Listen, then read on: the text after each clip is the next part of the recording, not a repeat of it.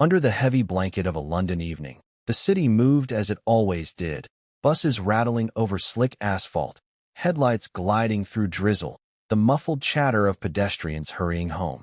Yet beyond the familiar hum of the capital, behind the tall iron gates of Buckingham Palace, something was brewing. It wasn't the kind of political tension the palace press office could smooth over with a carefully worded statement. It wasn't the usual fuss of royal gossip, nor the predictable rhythm of duties and handshakes. No, this was different. This was something that sent shivers through the marble corridors, something that made even the most seasoned courtiers exchange cautious, knowing glances without saying a word. At the heart of the storm sat King Charles III, alone in his private study, a half-empty cup of tea cooling beside him, the fire in the hearth doing little to ease the chill that seemed to seep from his very bones. For decades, he had endured the public's judgment, the tabloid intrusions, and the painful dissection of his private life. But nothing in those years could have prepared him for the whisper that had found its way into the palace that week. It was a whisper wrapped in accusation, dripping with betrayal, and it had his wife's name written all over it.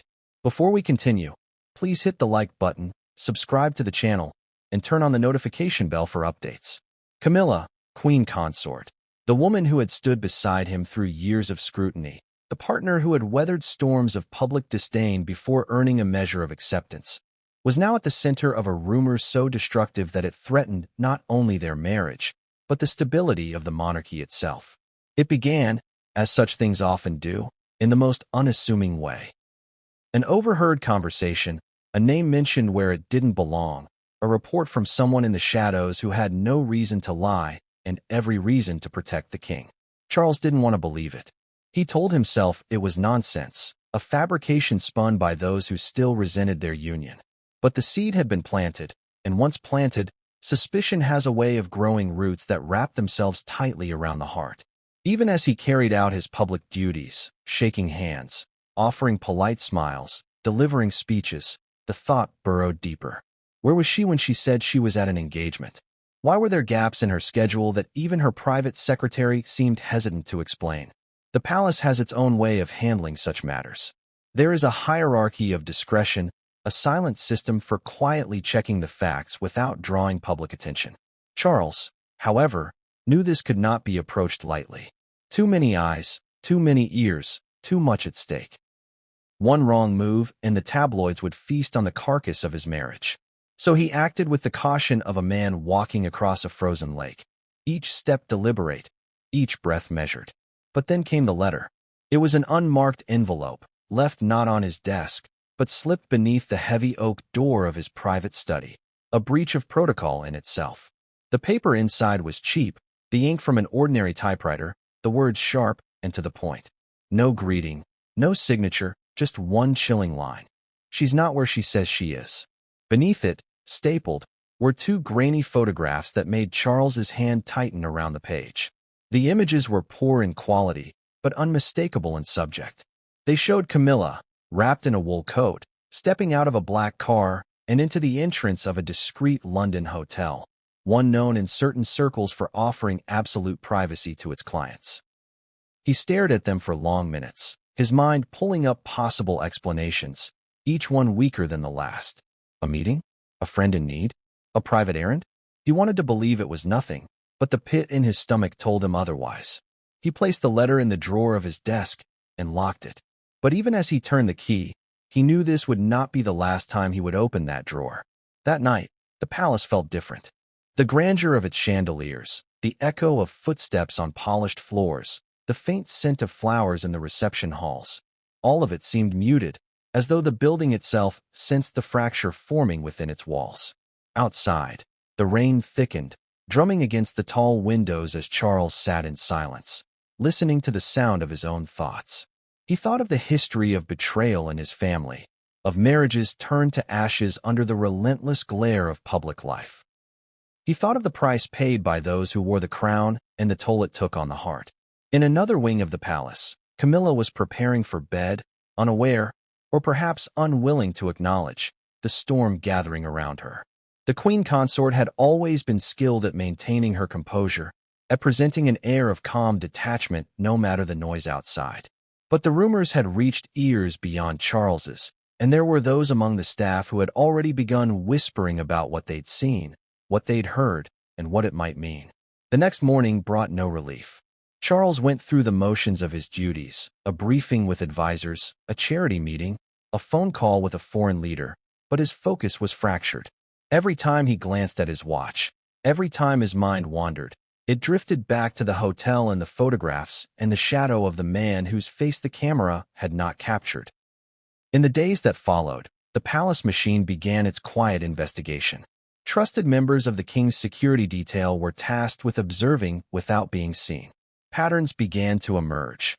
Unexplained absences, changes in routine, private phone calls taken in hushed tones. The evidence was circumstantial, but it was enough to erode the last of Charles's doubts. Still, he hesitated. This wasn't just a husband confronting a wife. This was a monarch facing the potential implosion of a marriage under the scrutiny of millions. It was a decision that could shake the stability of the crown and embolden its critics. And yet, the thought of doing nothing, of pretending, was unbearable. It was on a wet Thursday evening, just as the light began to fade, that Charles's resolve hardened. Reports from his security detail had confirmed what he had feared. Camilla was scheduled to meet someone that night, in the same part of the city where the earlier photographs had been taken. The king did not alert her to his knowledge. Instead, he arranged his own quiet presence in London, far from the eyes of the press, with a small, trusted team in tow. As his car moved through the slick streets, the rain a curtain between him and the world, Charles felt a heaviness settle in his chest. This wasn't just about catching her in the act. It was about the truth, however brutal it might be. The kind of truth that leaves scars, that changes the way you look at someone forever. By the time they arrived near the location, Charles remained in the back seat, his eyes fixed on the building ahead. The minutes stretched into hours, every movement at the entrance magnified, every figure scrutinized. Then, just before midnight, she appeared. Camilla, stepping out of the shadows and into the dim light of the street, her expression unreadable. And beside her, not a stranger, but a man Charles recognized instantly. A man who had been in their home, shared their table, smiled in their family photographs. The world seemed to tilt. Charles's hand tightened around the armrest. In that instant, he knew the life he had known was over.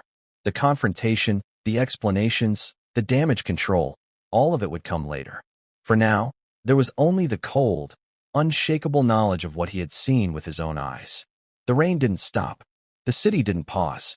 But in that car, outside that building, a marriage, a reign, and a lifetime of trust had been broken beyond repair.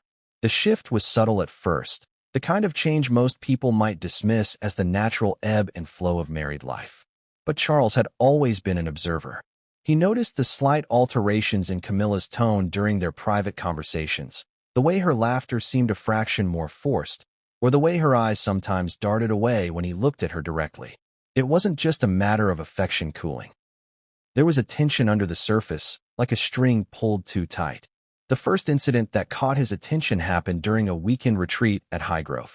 They were supposed to spend the afternoon together walking through the gardens, an activity that had always been a quiet refuge for them both. But an hour before they were due to leave the house, Camilla excused herself, claiming an urgent phone call from a charity contact. She retreated to her study, closing the door behind her. Charles thought little of it, until 40 minutes passed, and he walked past the study to hear the sound of her voice, low, almost whispering, and punctuated by soft laughter. He didn't linger at the door. He simply kept walking. Yet a splinter of unease embedded itself into his mind. Camilla was often warm on the phone, but there was something different in her tone that day. It wasn't just friendly, it was personal. Over the following weeks, the changes became harder to ignore. She began attending more private engagements, some of which were not logged in the official royal calendar. When Charles inquired, her answers were vague. A meeting with a charity patron here, a discussion with an arts committee there. Always legitimate sounding, yet never accompanied by the usual flurry of correspondence or follow-up reports that official business required. The staff, trained to avoid gossip, became strangely evasive when certain parts of her schedule were mentioned. Her dresser, normally quick to brief Charles on travel details, suddenly claimed ignorance of certain outings. Even her personal protection officers seemed to grow more guarded in their responses, their eyes flicking away when asked directly about her whereabouts. It was during a Tuesday morning breakfast at Clarence's house that Charles caught another clue. They sat across from each other at the long, polished dining table, the morning papers neatly folded beside their plates. Charles had been discussing an upcoming Commonwealth reception when Camilla's phone, resting face down beside her, buzzed twice. She glanced at it quickly, her face unreadable, then placed it back down without comment. But Charles noticed the faintest trace of a smile lingering on her lips. He asked, casually, who had messaged her. She shrugged, claiming it was a staff matter, then deftly changed the subject to something trivial about the garden's winter roses. The moment passed, but Charles felt the wall between them thicken just a little more. It wasn't jealousy that stirred within him, not at first. It was the sense of being kept at arm's length in a relationship that, despite its public complexities, had always been defined by mutual understanding. Their entire bond had been forged through decades of shared confidences, through storms weathered together against the press and public. If that trust was fraying, he needed to know why. Late one evening, Charles found himself in the palace library, alone among the rows of leather-bound volumes. The quiet was heavy, broken only by the ticking of an antique clock. He thought back to the early days of their marriage, when they would spend hours in conversation about everything from politics to poetry. Now, their talks seemed shorter, more practical, with fewer of those long pauses where silence was simply comfortable. He considered speaking to her directly, but the instinct to wait, to watch, overpowered him. If he confronted her now and was wrong, the damage could be irreparable. But if he was right, it was a trusted aide who first voiced what Charles had begun to suspect. During a private briefing about upcoming engagements, the aide hesitated before mentioning that Camilla had been seen leaving an event far earlier than scheduled. She had not returned home until late that night, and none of her security detail had recorded where she had gone in the interim. The aide's voice was low, his words careful, as if crossing into dangerous territory. Charles asked no further questions in that moment, but after the aide left, he remained seated for a long while, staring at the papers in front of him without reading a word. The thoughts circled relentlessly in his mind. Where was she going when she wasn't supposed to be anywhere else? The palace has always been a place of whispers. Information travels in shadows. A maid overhears a conversation in a corridor, a driver notices a change in routine, a chef sees someone leave through a side entrance at an unusual hour. None of these on their own prove anything, but together they form a pattern that's impossible to ignore. And now, that pattern was beginning to draw itself around Camilla. The final push came on an otherwise uneventful afternoon. Charles was scheduled to meet with foreign dignitaries at Windsor Castle, but the meeting was delayed. On a whim, he decided to return to Clarence's house earlier than expected. As he walked through the main hall, he heard Camilla's voice from one of the smaller sitting rooms.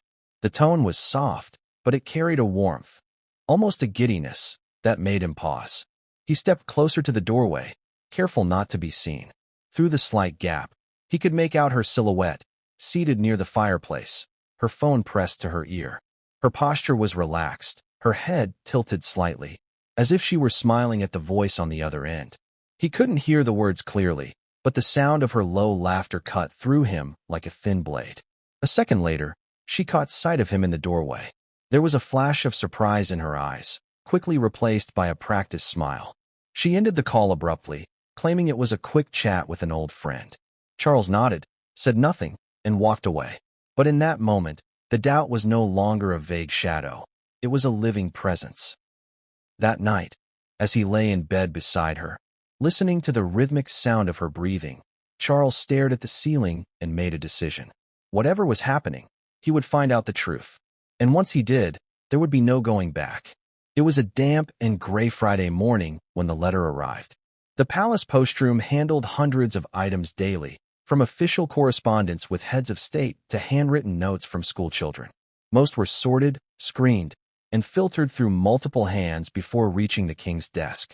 But this envelope bypassed the usual channels entirely. Charles found it placed neatly on the corner of his desk in his private study at Clarence's house, not in the Morning Post pile but alone, as if deliberately positioned to catch his attention. It was plain, The kind of cheap stationery you'd find at any corner shop, with no return address and his name typed on a small white label. There was something oddly deliberate about its simplicity, as though the sender wanted to strip away any distractions from the message inside. The king hesitated before opening it. Years of public life had taught him to be cautious with unexpected correspondence. He ran a finger under the flap and unfolded the single sheet of paper. The letter was short. No salutation, no explanation, just a single sentence typed in the center of the page. She's not where she says she is. Stapled below were two small, grainy photographs. Charles leaned forward, bringing them closer to the desk lamp. The first showed Camilla stepping out of a black car in what looked like a discreet London street. Her coat collar was turned up against the wind, and her head was angled slightly downward, as though avoiding recognition. The second photo caught her just as she disappeared into a building. The brass plaque beside the door marked it as the entrance to an exclusive boutique hotel known in certain circles for its privacy and discretion.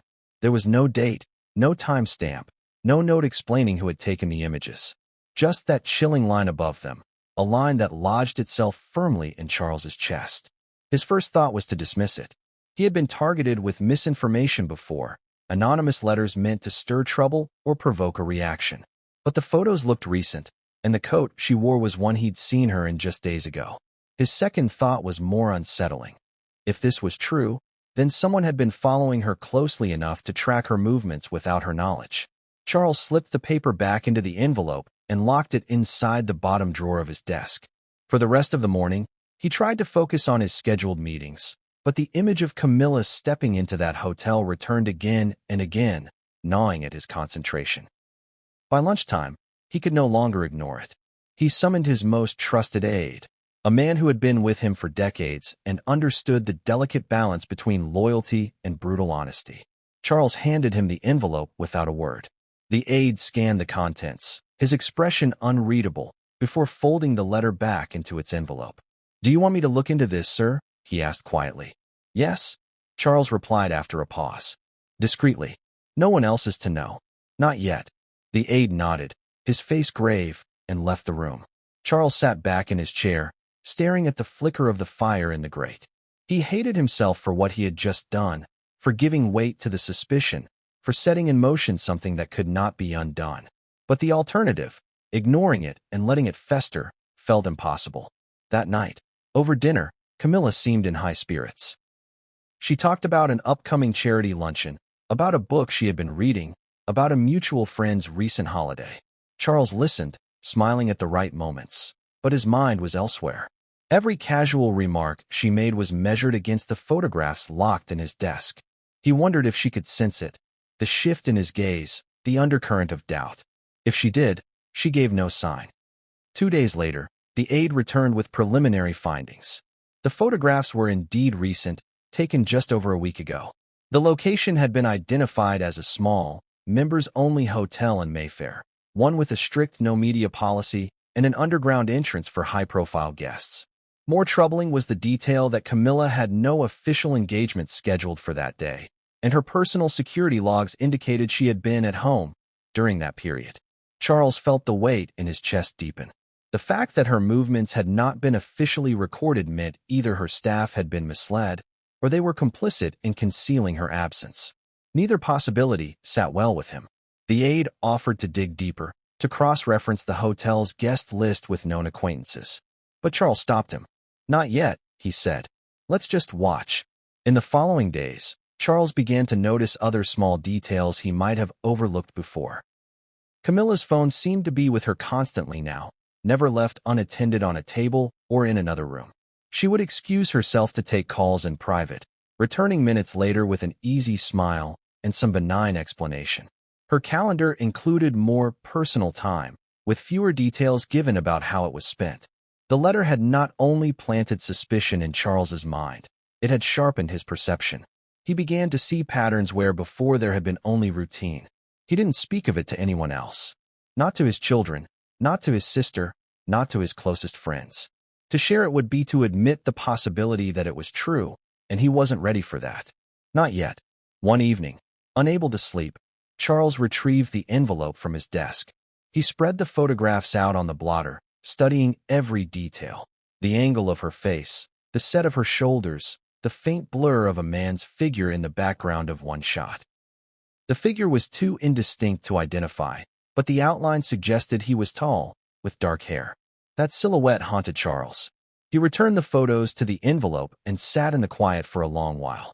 Somewhere deep down, he knew the anonymous sender had intended precisely this, to lodge an image in his mind that would not fade. But whether the motive was to warn him, hurt him, or manipulate him into action remained a mystery. By the end of the week, he had resolved on a course. He would not confront Camilla yet. The risk of her denying it, of twisting it into a misunderstanding, was too great. Instead, he would wait. He would observe. And if there was truth to the letter's claim, he would have more than photographs the next time they spoke of it. And so, with the envelope still locked in his desk and the photographs etched into his thoughts, Charles stepped quietly into the next stage of his search for the truth. The first real thread appeared on a drizzly Tuesday, a day so ordinary that it almost disguised the tremor running beneath it. London was wrapped in a gray scarf of mist, the kind that softens edges and blurs intentions. Charles's security team, the small, hand-picked circle tasked with quiet observation, had mapped Camilla's public diary against her private movements for a week and found nothing overtly incriminating. But ordinary days can be treacherous. It's on ordinary days that people feel safest, that care slips and truth peeks out. Her schedule placed her at a small arts foundation in Belgravia for a private advisory lunch, the kind of appointment that attracts no cameras and generates polite, one-paragraph write-ups in society pages. She left Clarence's house without fuss, stepped into the back of a dark sedan, and was on her way. The car's route, however, took a curious detour. 2 streets shy of the foundation, the driver veered into a side road, lingered at a red light longer than traffic demanded, then merged onto a parallel route that led not to Belgravia, but west, toward Mayfair. In a second vehicle, tucked several cars back, a senior member of the King's security watched the change and marked it with a quiet note. No radio chatter, no dramatic turns, just patience and distance. The plan relied on shadows and mundane coincidence. The team knew London's veins intimately. The private entrances, the back mews, the alleys that open onto quiet courtyards like secret lungs. If she was heading to that same members-only hotel, the pattern would harden. If not, it would be another stone in a riverbed they were learning to read by touch. The sedan slowed on a narrow street lined with old brick facades and planters of damp ivy. It passed the hotel's main entrance without stopping. Instead, the driver circled the block once, then twice, as if testing the day's rhythm. On the third pass, the car pulled into a service lane at the back, where a discreet metal door sat unmarked except for a small keypad and a brass slot that looked like it belonged to an old letter chute. The door opened from within. Camilla stepped out, her coat collar up, scarf folded close, a hat placed at an angle any fashion editor would call careless if it weren't so precisely arranged. She didn't look around. That was one of the things the team had learned about her. She never looked guilty. She moved with the serene poise of someone for whom doors simply open and rooms arrange themselves. The driver remained in the car, engine idling softly, as she vanished inside. The security lead, a man who had served the royal family long enough to measure time not by years but by reigns, took a slow breath. He checked his watch, made a second note, and allowed silence to swallow him again. In a third vehicle half a block away, a female officer, eyes behind ordinary tortoiseshell glasses, adjusted the angle of her newspaper in the dash and kept the door in the strip of glass between her left and right mirrors. The team was a web rather than a line. If one strand trembled, another felt it. Inside the hotel, privacy was the product. Wealthy clients bought it by the hour, by the night, by the season. The lobby, all muted velvet and dark wood, gave way to corridors that muffled the world to a hush. A clerk at the desk looked up and smiled with the practiced warmth of someone who knows discretion is its own currency. 3 floors up, a door opened and closed with the soft finality of a whispered secret. 10 minutes later, a second elevator delivered a man who didn't belong. He wore anonymity like a coat, tailored but not flashy, shoes that had walked serious streets, a tie selected for safety rather than flair. He could have been a banker, a senior civil servant, an advisor with a security clearance who lived a life of meetings no one remembered afterward. But he was not unknown to the king. The first time Charles had seen him was at a dinner in Windsor, months ago, when the table had bloomed with small talk about heritage and urban planning. The man had spoken little but listened intently, nodding at the right moments, adding a thought here and there that had landed with unexpected weight. He had been seated not by accident, but by someone's design, the sort of careful seating that places people next to people to see what grows between them. In photographs from that night, he appears in the background, blurred, like a ghost not quite captured by the lens. He walked down the carpeted corridor now and paused for an almost invisible second at a particular door. The pause was the tell. Human bodies announced their secrets in tiny hesitations. He knocked once, softly. The door opened enough to admit him. Then it closed again. On the street, the sky pressed lower. The city's hum turned inward with the weather, as if reluctant to lift its voice. The female officer with the glasses turned a page of her newspaper. The senior lead wrote down the time. Somewhere, in a safe room with walls thick enough to mute a scream, a silent clock measured the meeting in minutes, then in hours. What would you do if the thing you feared most walked into a room and closed the door behind it? Would you rush the threshold, consequences be damned? Or would you wait until the truth was undeniable, until the shape of it stood under lights with nowhere left to hide? Waiting was its own cruelty. Charles understood that intimately. He did not sit at a wall of monitors like a film director. He did not micromanage the team's every move. He had asked for the truth and delegated the hunt for it to professionals whose loyalty he did not question. But the human heart is not a professional. It riots in the quiet. He spent those hours pacing a small sitting room at Clarence House, a book open and unread on the table, 2 cups of tea grown cold because hot liquid could not be swallowed past the hard stone lodged in his throat. Once, his phone vibrated, a message from an old friend asking after a weekend in Scotland, and he typed a cordial reply that felt like a letter from some previous life. He knew how to move through rituals. His entire existence had been built on them. But rituals do not hold you when the floor tilts. Inside the hotel room, the shape of the meeting emerged in fragments. The security team, careful to preserve deniability, had no audio feed, no camera feed beyond the corridor. What they had were arrivals and departures, timings, and a handful of data points that, viewed together, painted in strokes broader than photographs, yet just as damning. Room service had been requested once, then twice. A discreet order. A pot of tea, a small plate of fruit, a bottle of still water. The names attached to the order were coded, a pair of initials, the sort used by the hotel when discretion is not a courtesy but a promise. 2 hours in, the man left briefly, returning with a slim leather folio tucked under his arm. The officer in the hall caught only a glimpse. It could have contained anything: contracts, letters, photographs. It could have contained nothing at all except the pretext for a rendezvous that did not need pretexts. He tapped his keycard, re-entered, and the corridor fell silent again. Outside, a taxi idled near the corner with wipers whisking away rain that was never truly gone. A courier on a bicycle paused under a narrow awning and checked his phone with the world-weary patience of messengers everywhere. A woman in a camel coat strode past with purpose that belonged to her alone. These lives, intersecting within a dozen square meters of pavement, had no inkling of the history being bent 1 floor above their heads.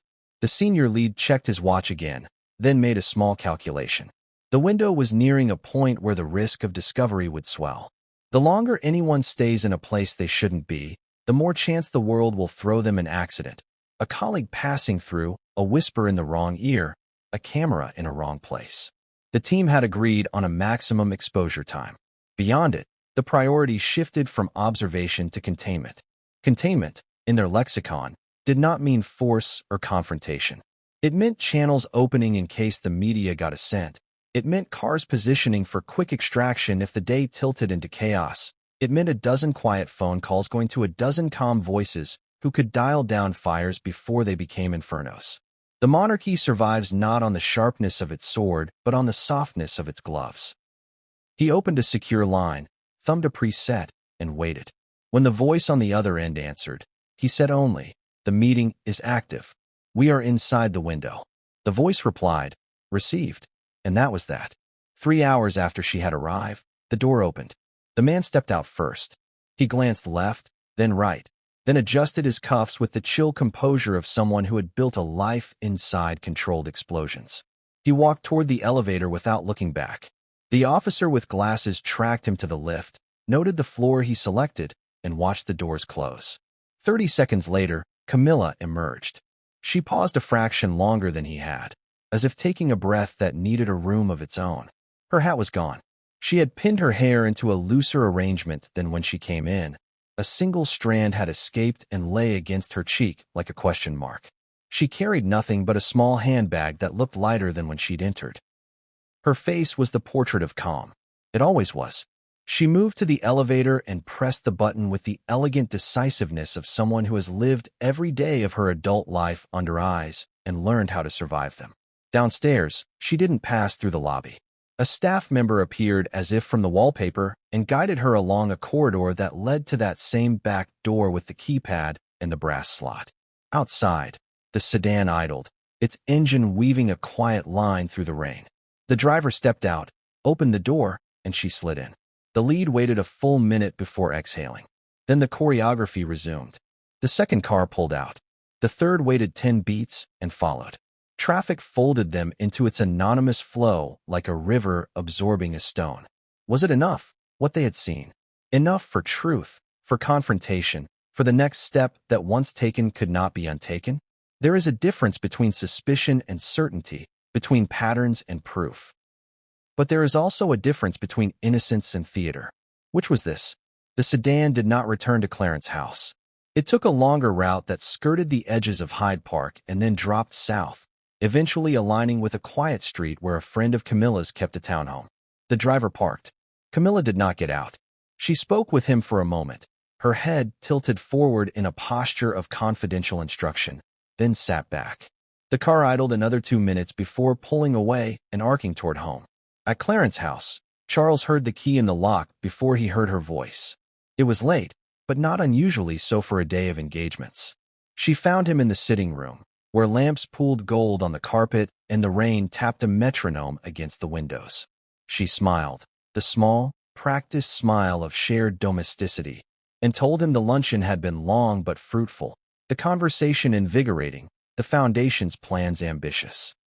She described a patron's eccentric story about a sculpture that arrived 6 months late because the artist insisted it needed to sit in the sea for a season to absorb authentic British melancholy.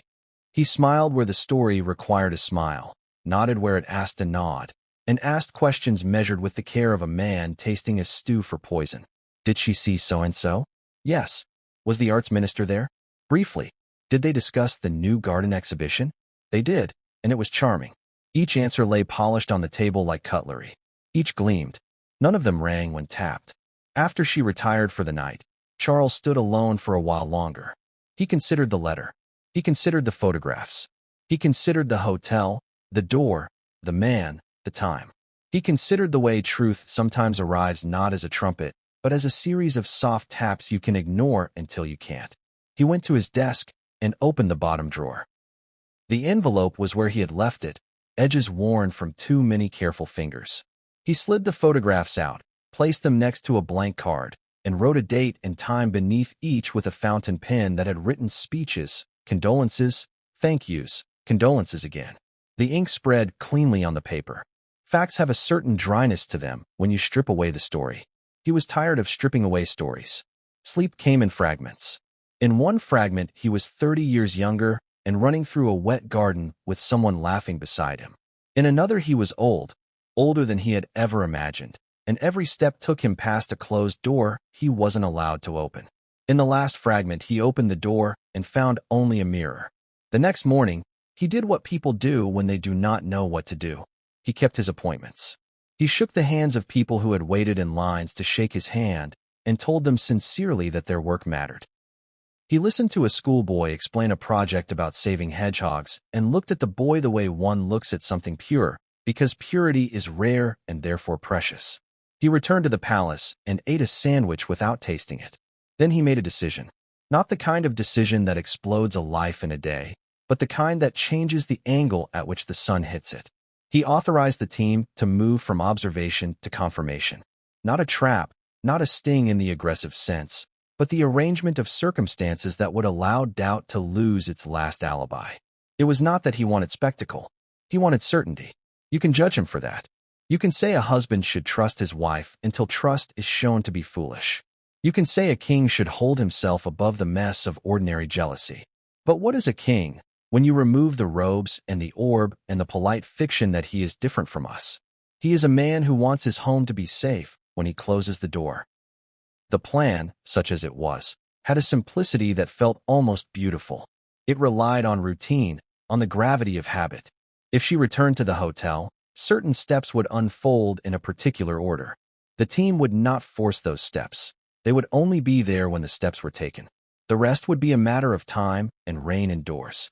And so the stage was set, not a theater of velvet curtains and applause, but the quiet kind where truth walks out without makeup and the room stops breathing because it recognizes her. The plan was meant to end with clarity.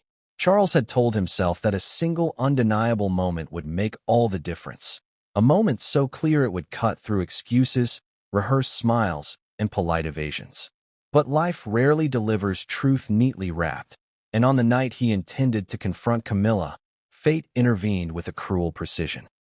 It was a Wednesday evening, damp and restless, the kind of night where the wind rattled loose gates and the city seemed unable to settle into itself.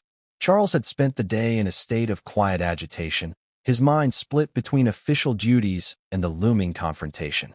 Every meeting, every handshake, every polite exchange was threaded with the thought, tonight, it ends. By late afternoon, the team had confirmed what he'd been waiting for. Camilla's car was due to return from an event in the countryside, but the route on her schedule didn't match the movements her driver had quietly communicated. Instead of heading directly back to Clarence's house, she was expected to make a detour into the city. The destination was still uncertain, but the pattern was too familiar to ignore. Charles decided he would be waiting when she returned home, armed with the photographs, the anonymous letter, and the quiet evidence gathered over weeks. He envisioned the moment. Her stepping through the door, surprised to find him waiting. The slow unfolding of the envelope across the coffee table. The measured but unwavering question, "What is this?" He imagined her reaction, running the gamut from feigned confusion to sudden offense to a reluctant admission. He was ready for all of it. But readiness is fragile. At 7:15 p.m., just as he was arranging the papers on the desk in the small drawing room, a palace aide appeared at the door with an urgent expression. There had been a call from the Foreign Office. A diplomatic issue had arisen involving a trade agreement, one that required the king's immediate attention. The aide suggested it could be handled by a senior man. He considered delaying the call, but such things were not easily postponed. The world does not pause for personal crises, even for a king. With a reluctant sigh, he gestured for the papers to be gathered and set aside. He would deal with them later, after the call, after the business of the realm was momentarily at rest. The conversation stretched longer than expected. 20 minutes became 40. 40 became an hour. By the time the matter was resolved and the call ended, the room felt stifling, the opportunity slipping through his fingers like sand. He checked the time, 8:34 p.m., and asked where Camilla was. The aide hesitated, then said she had arrived home shortly after 8, but had gone directly to her private quarters, claiming exhaustion from the day's travel. Dinner had been sent up to her rooms. Charles's resolve wavered. Confronting someone in the middle of the night, when fatigue and irritation could cloud everything, was risky. The moment he'd envisioned required precision, the right timing, the right emotional temperature. Tonight, the balance was wrong. She could easily frame his questions as an attack fueled by paranoia, turning the conversation into a quarrel instead of an unmasking. Still, he lingered outside her door for a long moment, the sealed envelope heavy in his hand. He could hear the faint clink of cutlery, the low murmur of her voice speaking to someone on the phone. He couldn't make out the words, only the cadence, measured, calm, perhaps even cheerful. It struck him as strange, given her supposed exhaustion. A sharper man might have entered then, forcing the moment into existence. But Charles was not that man, not that night. He turned away, telling himself that waiting one more day would not change the truth. Patience, he thought, would be his ally. The next morning, she joined him for breakfast in the sunlit dining room, dressed in a soft cream blouse, her demeanor perfectly composed. She spoke lightly about the previous day's event, describing the crowd, the speeches, the countryside air. She mentioned a mutual acquaintance they both disliked, mimicking his pompous manner in a way that made Charles smile despite himself. It was as if the night before had been erased entirely. Part of him wondered if she already knew. If the missed confrontation had reached her ears through the subtle channels of palace gossip, the overheard instructions to staff, the shuffling of papers on his desk, the lingering glances from those who knew too much. If she had sensed what was coming and adjusted her behavior accordingly. The day passed in a blur of obligations. Charles signed documents, met with ministers, attended a small cultural reception. Each task felt mechanical, his mind circling the moment he would finally have the conversation. Yet when evening came, another interruption arrived. This time, a family matter involving a strained phone call from one of his sons. It was the kind of emotional distraction that sapped the will to ignite a fresh conflict at home. So the confrontation was postponed again. Postponement, however, is a dangerous habit. Each delay allowed the edges of his resolve to fray. Doubt crept in at odd hours, whispering that perhaps the photographs could be explained, that the letter might have been the work of a malicious stranger, that confronting her without irrefutable proof could backfire in ways he wasn't prepared to handle. The security team, for their part, continued their work.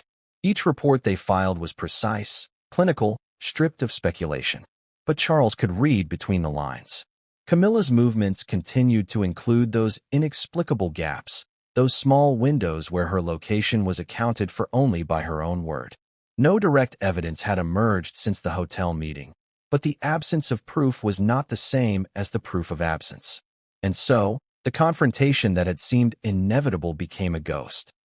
It hovered over their interactions, a shadow neither acknowledged but both must have felt.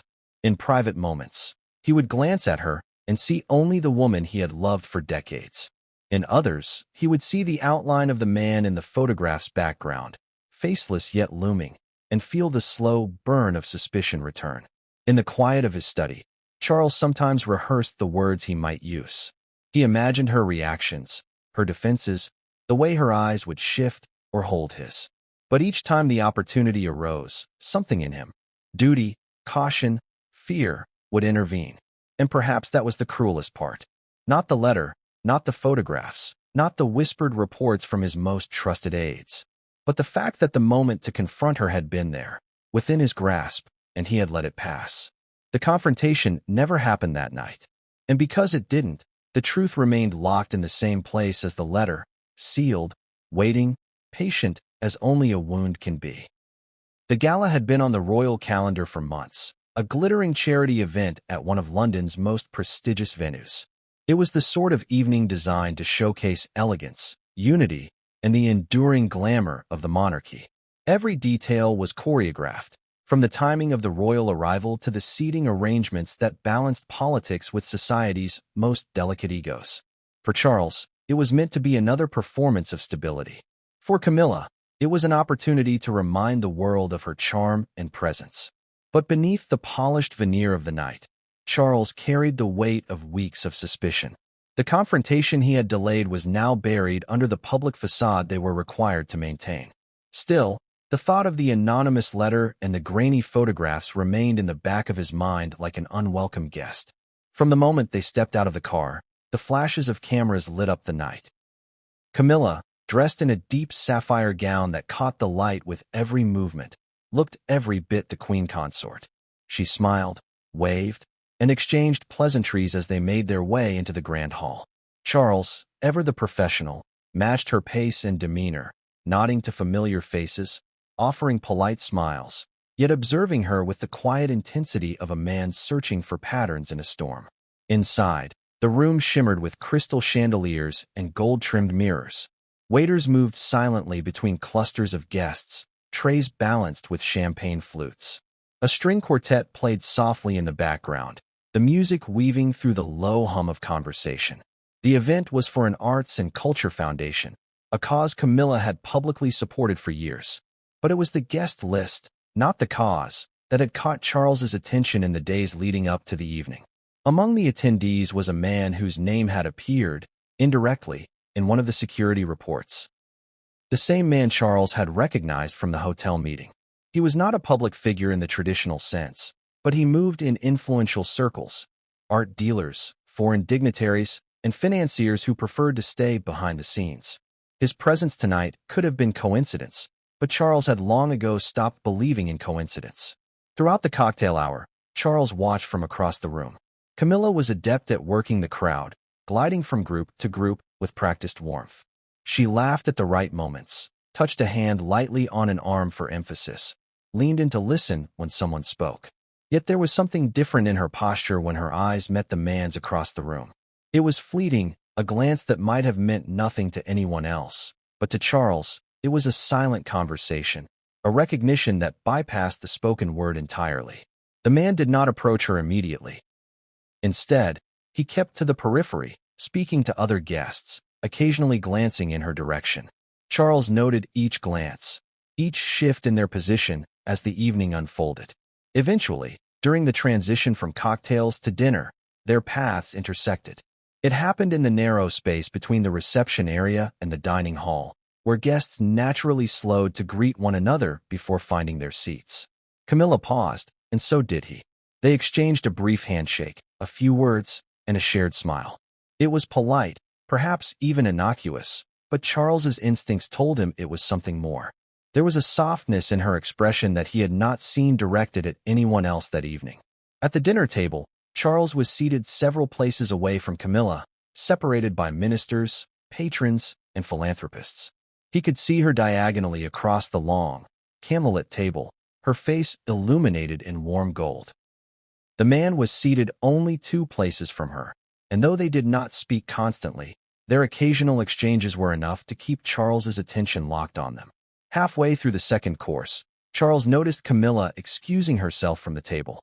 She rose gracefully, smiling at those near her, and slipped out through a side door. It was a movement so subtle that most wouldn't have registered it, but Charles did. Minutes later, the man also left, taking a different exit toward the opposite side of the room. It might have gone unnoticed if Charles hadn't already been watching for it. He considered following, but the weight of the room's eyes held him in place. Abandoning the table so soon after his wife would have drawn questions. Instead, he signaled discreetly to one of the security officers stationed along the wall. The officer, understanding without a word, slipped out after them. The rest of the meal passed in a haze for Charles. He made small talk, nodded at speeches, applauded at the appropriate times, all while his thoughts remained fixed on the unseen corridors beyond the dining hall. By the time Camilla returned, her demeanor was unchanged, smiling, composed, as though nothing unusual had happened. The man returned a few minutes later, his own expression equally unreadable. When the gala concluded, they left together under the flash of cameras, their arms linked in the familiar choreography of royal appearances. To anyone watching, they were the picture of unity. Inside the car, however, the silence was thick. Charles looked out the window at the city lights, his mind replaying the evening's moments in meticulous detail. Camilla, for her part, seemed content to let the quiet settle between them, occasionally glancing at her phone. Later that night, the security officer returned with a brief report. Camilla and the man had been seen in a quiet corner of the venue, near a small gallery that was closed to the public during the dinner. The conversation had been low and brief, with no visible exchange of documents or items, but there had been a certain closeness in their body language. It was not proof of anything, not yet, but it was another stone in the growing pile. Charles listened, said little, and dismissed the officer. Alone in his study, he thought about how close he had come to confronting her weeks earlier, and how the pattern had only deepened since then. The night of the gala had given him no answers, only more questions, and the sense that the truth was still moving just beyond his reach. By the time the gala was over and the details from his security officer were laid out, Charles knew that waiting passively was no longer an option. The pattern was repeating itself. Private meetings, unexplained detours, and the same man's name or presence cropping up in the shadows. Each incident on its own could be brushed off, but together they formed a chain that was tightening. And if there was one thing Charles had learned from a lifetime of palace intrigue, it was that truth rarely surfaced on its own. It had to be drawn out, and sometimes that meant setting a stage. The decision to initiate what his head of security would later refer to as the operation was made in the quiet of Clarence House, behind a closed study door. There were no grand declarations, no dramatic oaths, just a measured conversation between the king and the two men he trusted most in matters where politics and personal dignity overlapped. The aim wasn't to create a public scandal. It was to know, beyond doubt, what was happening before events spiraled beyond his control. The plan had to be airtight. Camilla was no novice at public life. She had lived decades under scrutiny and had learned to move through the world with the instinctive caution of someone always aware of who might be watching. That meant any surveillance had to be subtle, almost invisible, weaving itself into the ordinary movements of her daily life. The operation would not follow her everywhere. That was neither practical nor wise, but it would track the moments when patterns suggested she was slipping the usual routines. The first step was information gathering without triggering suspicion. Staff schedules were quietly cross-checked. Drivers' logs were reviewed for discrepancies between stated destinations and actual routes. The king's personal protection officers were instructed to keep casual watch, avoiding any overt changes in their usual presence. The aim was to map her movements until a clear opportunity presented itself. That opportunity came faster than expected. A week after the gala, Camilla's public calendar listed a mid-afternoon visit to a small countryside estate for a private charity discussion. The estate was genuine, and the cause was real, but the meeting had been scheduled late, without the usual paper trail of correspondence. One of the officers embedded in her security team flagged the timing as unusual. The location allowed for a long gap between departure and return, with an easy route back through London. The king's head of security proposed the plan in its final form. Camilla's route would be shadowed by two unmarked vehicles, one ahead of her and one several cars back. A third unit would be stationed near the likely London stops she had used before. All movements would be coordinated through secure channels, with updates sent in coded language to avoid leaks. If she deviated from the countryside destination or made a stop on the return journey, the team would be ready to document it. The morning of the operation was unremarkable to anyone outside the small circle who knew. Camilla left Clarence House just after 10 a.m., dressed in a tailored gray coat and a silk scarf. Her manner was relaxed. She waved to a small group of onlookers at the gates before stepping into the waiting car. Charles watched from an upstairs window, outwardly calm, but inwardly bracing himself for what the day might reveal. The lead vehicle pulled out first, blending into traffic naturally, while the trailing car maintained a discreet distance. The drive to the countryside began smoothly. She arrived at the estate just before noon, and from all appearances, the meeting proceeded as planned. Guests saw her mingling, laughing, and speaking warmly about the foundation's work. For the next 2 hours, everything seemed ordinary. But it was the return journey that mattered. Shortly after 3 o'clock, Camilla's car left the estate. Instead of heading directly back toward London by the most direct route, the driver took a turn that placed them on a slower, more scenic road. The first trailing vehicle stayed with them, while the second shifted position to act as a buffer, keeping casual observers from noticing the formation. At 4:10 p.m., the pattern broke. Her car entered the outskirts of London, but did not continue toward Clarence House. Instead, it veered toward Mayfair, the same district linked to the earlier photographs and the hotel meeting. The head of security relayed the change in a clipped voice over the secure channel. Alpha route confirmed. Proceed to staging positions. The unmarked car stationed near the hotel moved into place. 2 plainclothes officers took up positions in a cafe across the street, with one keeping a view of the back entrance through a small window. The building itself was discreet, its facade blending with the rest of the street. No signage, no ostentation, just a polished door and a concierge who never looked surprised. At 4:27 p.m., Camilla's car pulled up to the rear service entrance. She stepped out, her scarf now draped loosely over her shoulders, her coat unbuttoned. She walked inside without hesitation, greeted by a staff member who held the door open just long enough for the trailing officer to see her disappear from view. The driver remained outside, engine running. 7 minutes later, The man appeared. The same man from the gala, the same blurred figure from the hotel photographs. He arrived on foot, hands in the pockets of a dark overcoat. He glanced once down the street before stepping through the door. The officers in the cafe exchanged a brief look, but said nothing. One made a note of the time. The meeting inside lasted nearly 2 hours. No attempt was made to leave through another exit. The officers rotated positions, keeping fresh eyes on the street while avoiding patterns that could draw attention. The cafe waiter, having grown accustomed to their slow consumption of tea, refilled their cups without comment. At 6:19 p.m., the door opened again. The man left first, moving quickly down the street before hailing a passing taxi. Camilla emerged moments later, adjusting her scarf against the evening chill. She looked neither hurried nor flustered, her face a mask of calm composure. She entered her car, and within moments, they were heading back toward Clarence's house.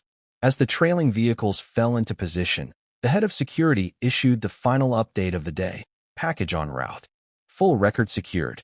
The term full record meant that the operation had captured not only visual confirmation, but also a detailed log of times, locations, and interactions.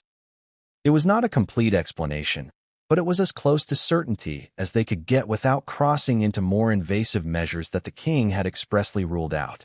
Charles received the report in his study later that evening. The head of security laid out the timeline in precise, unemotional terms. Each detail matched the patterns they had observed before, but now there was no question of coincidence. The same location, the same man, the same care in timing and discretion. He listened without interrupting, his eyes fixed on the pages before him. When the report was finished, he asked one question: was there any indication of what was discussed? No, sir, the head of security replied. We kept strictly to the brief, movements and interactions only. No audio, no direct surveillance beyond public observation. Charles nodded slowly. Good. Keep it that way. It would have been easier, perhaps, if the operation had produced a clear image of guilt. A moment so explicit it could not be misinterpreted. But what he had instead was a pattern carved so deep it could not be ignored. And in some ways, that was worse. Explicit proof could spark immediate decisions. Patterns forced you to sit with the slow erosion of trust. When Camilla returned that evening, she was in a light mood. She spoke about the countryside meeting, about the traffic on the way back, about a particularly charming anecdote from one of the foundation's patrons. Charles listened, his responses measured. He did not confront her. Not yet. The sting operation had given him what he needed, but it had also given him something he hadn't expected: time to decide what to do with it. He dismissed his staff early that night and remained in the study long after the rest of the household had gone quiet. The fire burned low, casting the room in warm shadows. On the desk before him lay the photographs from the first anonymous letter, the notes from the gala, and now, the full record from the day's operation. Together, they told a story, incomplete, but insistent. A king cannot act on impulse, he reminded himself. Every move he made would ripple outward, touching not only his marriage but the stability of the monarchy itself. Yet the man in the photographs, the man at the gala, the man in the hotel, his presence was now undeniable. Charles leaned back in his chair, the envelope still unopened beside him. There would be a moment, soon, when the questions could no longer be avoided. When that moment came, he would be ready. But readiness, he knew, was not the same as peace. And so the sting ended not with an arrest, not with a confrontation, but with a silence that was heavier than either. It was a Thursday night, one of those evenings in London when the streets glisten after an afternoon shower, and the air carries the smell of wet stone and petrol. The city's rhythm was steady, but inside Clarence's house, the tension was tightening like the last turn of a clock's spring. Charles had been patient. He had endured weeks of quiet observation, nights of staring at evidence, days of going through the motions while his mind looped through every unexplained absence, every evasive smile. Now, the opportunity he'd been waiting for was here.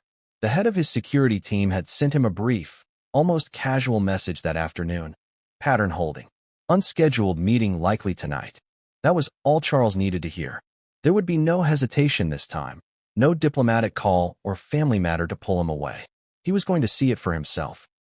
Camilla's official schedule for the day was simple: a lunch with a small literary group in Chelsea, followed by an evening personal appointment, in the city before returning home by 9. The wording alone was enough to raise Charles's suspicion. He knew the meeting would not be listed in any public engagement log, which meant it had been placed there for convenience, to give cover to something else. By 5 p.m., Charles was in position. Not in an unmarked car. That would have been too obvious if discovered, but in a private room of a secure property only 2 streets away from the suspected location. The building had a discreet rear balcony with a clear view of the hotel's side entrance. Through a pair of high-powered binoculars, he could watch without being seen. His security detail was stationed in 3 separate vehicles, maintaining a grid that ensured all angles were covered. At 5:42 p.m., the first confirmation came over the secure line. Target on approach. From his vantage point, Charles saw the familiar dark sedan pull up to the back entrance.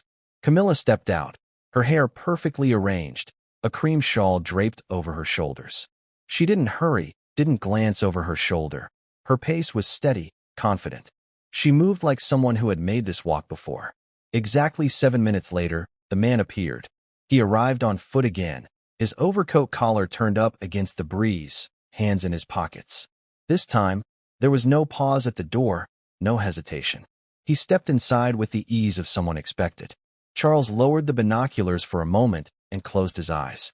The logical part of his mind, the one trained by decades of public life to absorb blows without flinching, told him to wait until they left, to collect the evidence, to confront her later in the controlled setting of the palace.